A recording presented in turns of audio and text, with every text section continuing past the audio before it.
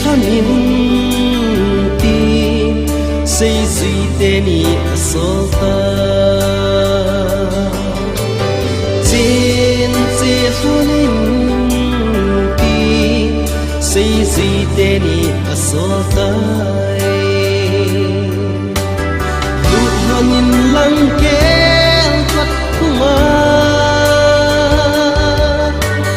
sangan mong kihen chu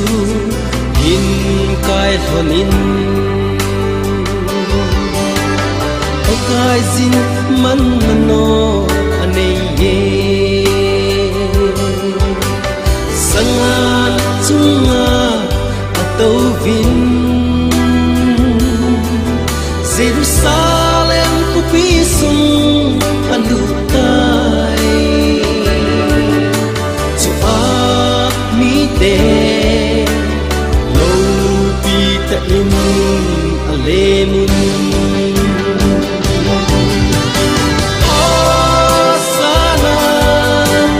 chung nung pet ava so ze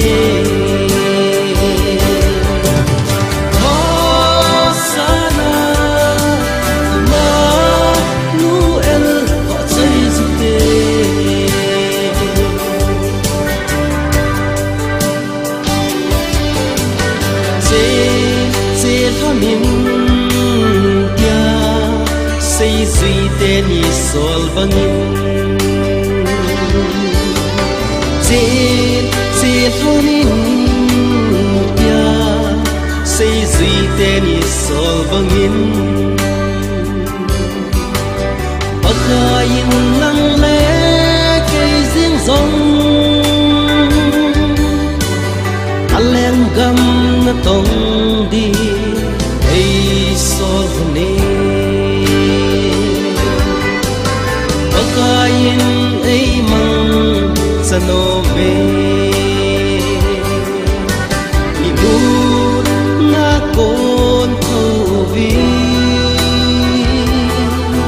Jesu Krista nang le kay dingin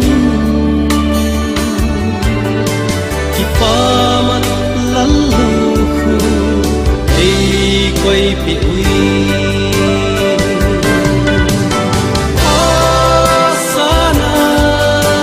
Emmanuel gọi dây dư tê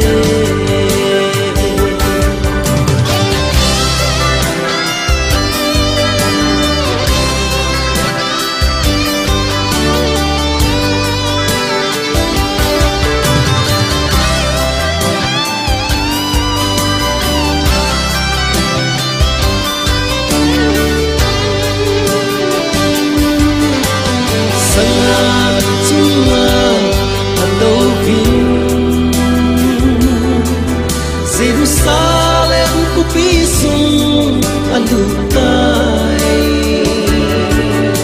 chu ak mi te lo pi ta in alemun asana chung nung pet ava so ze